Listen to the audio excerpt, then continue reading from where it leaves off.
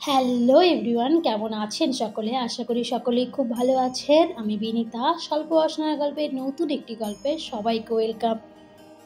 Japan থেকে ফিরে আসার পর বেশ কয়েকটা দিন শ্বশুরবাড়িতে কাটানোর পরে এখন আমাদের নতুন গন্তব্যে যাবার পালা। তো যাবার আগেই আমরা প্রতিবার মা বয়রাকালীকে পুজো দিয়ে নতুন কোথাও যাই। তো মা বয়রাকালীতে পুজো দেওয়ার জন্যই এখন যাচ্ছি। আমাদের বাড়ি থেকে শ্বশুরবাড়ি থেকে এই 5 মিনিট মতো লাগে। তো চলে এসেছি, চলুন পুজো দিই। সন্ধেবেলা তাই ভিড় নেই, আজ শনিবার সন্ধে করে পুজো দিতে আসি, কারণ সকালে প্রচুর ভিড় থাকে। যারা জানেন না তাদের বলছি, আর যারা জানেন তারা তো জানেনই। এই বয়রা মন্দিরটি উত্তরবঙ্গের কালিয়াগঞ্জে অবস্থিত। বেশ পুরনো একটি মন্দির আর খুবই জাগ্রত। এখানে নাকি অনেকে বলে মনস্কামনায় পুজো দিলে সেই পুজো নাকি মা নেন এবং মনস্কামনা পূর্ণ হয়। বছরে একবার বেশ ধুমধাম করে পুজো হয়, সেটা হলো কালী পুজোর সময়। এখন আমরা পুজো দিয়ে পাশের একটা ছোট্ট ক্যাফেতে এসেছি চা খাবো বলে। শনিবার বাইরে তেমন কিছু খাই না, তাই চা বা কফি কিছু একটা খাবো। আর যেহেতু প্রায় 2 বছর পর নিজের শ্বশুরবাড়ির এলাকায় এসেছি, তাই দেখছি নতুন নতুন কী হয়েছে। তবে জায়গাটা বেশ উন্নত হয়েছে আগের থেকে অনেক কিছু জানেন, নতুন নতুন রেস্টুরেন্ট, রেস্তোরাঁ, কফি শপ অনেক কিছু খুলেছে। চা খাওয়ার পরে বাড়িতে চলে এসেছি।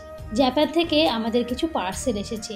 আমরা যখন জাপান ছেড়ে দেব তার আগে বাড়ির কিছু টুকিটাকি জিনিস পার্সেল করে পাঠিয়েছিলাম জাপানিজ ব্যাংক জেপি ব্যাংকের আন্ডারে বা পোস্ট অফিসের আন্ডারে।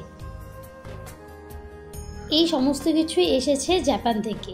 এই পার্সেলগুলো পার 10 কিলো করে একটা করে বক্স, সেগুলো নিয়েছিল আমাদের ইন্ডিয়ান টাকায় এই 6,000 থেকে 7,000 টাকার মতো। আমরা 3টে বক্স পাঠিয়েছিলাম, আর জাপানিজ ইয়েনে ওটা লেগেছিল আমাদের এই 11,000 ইয়েন মতো। আর এই সমস্ত কিছু আসার পরে প্রত্যেক বছর বা যখনই আমি দেশে ফিরি বা যেখান থেকেই ফিরি, আমার ঘর গোছাতে প্রায় 2 থেকে 3 দিন লেগে যায়।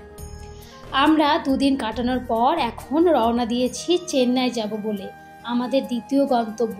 এবার থেকে আমরা চেন্নাইতেই থাকবো। তো এখন সেই চেন্নাই যাওয়ার পালা। বাড়ি থেকে বেরিয়ে পড়েছি। এখন কালিয়াগঞ্জ থেকে রওনা দিলাম হাওড়ার পথে। হাওড়া থেকে রাত্রিবেলা আমাদের আবারও ট্রেন আছে। আবার নতুন একটা শহর, নতুন একটা গন্তব্য, নতুন একটা জায়গা, আবার নতুন করে সমস্ত কিছু সাজিয়ে গুছিয়ে একটা সংসার তৈরি করতে হবে। জানি না কত বছর ওখানে থাকতে হবে, তবে ওই ভাঙা আর গড়ার খেলা। এইভাবে যে আর কতদিন চলবে আমি তাও জানি না, তবে এই যে চলছে। অনেকে দূর থেকে দেখে বলে কি সুন্দর জীবন, এখানে যাচ্ছে ওখানে যাচ্ছে, ওখানে 2 বছর এখানে 3 বছর, কত ভালোই জীবন। তবে আমরা যারা এই যে ট্রাভেল করে চলি তারাই জানি কিভাবে চলতে হয়। এই দুটো ট্রলি ব্যাগের মধ্যে করেই আমাদের সংসার সমস্ত জায়গায় যায়। আবার ওখান থেকে ভেঙে নতুন আবার একটা সংসার, নতুন আবার একটা গল্প, নতুন আবার একটা শহর, আবার চিনতে হবে নতুন নতুন সমস্ত বাজার ঘাট, দোকান পাশা সমস্ত কিছু।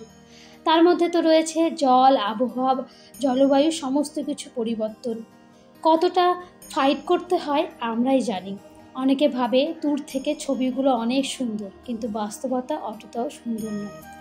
আমরা যারা দূরে থাকি তারা সুন্দর সুন্দর মুহূর্তগুলোই শুধুমাত্র ফেসবুক কিংবা ইউটিউবে তুলে ধরি, কিন্তু বাইরে যে সমস্ত ঘটনাগুলো ঘটে আমাদের সঙ্গে সেই সমস্ত কিছু আমরা তুলে ধরি না কখনো, বা কখনো কখনো তুলে ধরি। এই যে আমি জাপান থেকে ফেরার পর বেশ 3 মাস খুব অসুস্থতায় কাটিয়েছি। পেটের সমস্যা, যা কিছু খাচ্ছিলাম সমস্ত কিছুই পেটে গিয়ে ব্যথা অনুভব করতাম।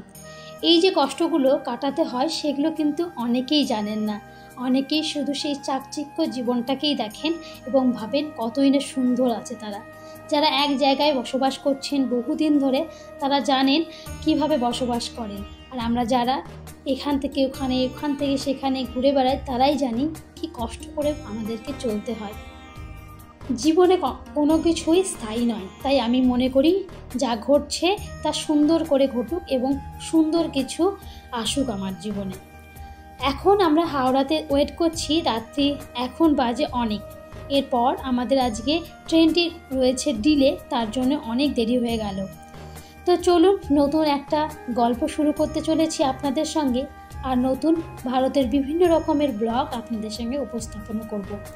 আশা করি আমার ব্লগগুলি আপনাদের খুব ভালো লাগছে। যদি ভালো লেগে থাকে তাহলে প্লিজ লাইক, কমেন্ট, শেয়ার করবেন।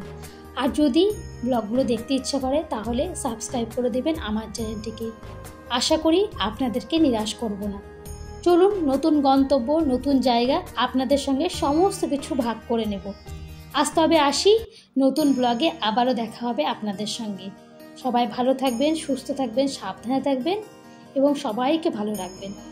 Bye bye. নতুন ব্লগে খুব শীঘ্রই আপনাদের সঙ্গে দেখা হতে চলেছে। নতুন জায়গা চেন্নাইতে, তার সমস্ত কিছু ব্লগ তুলে ধরবো আমি।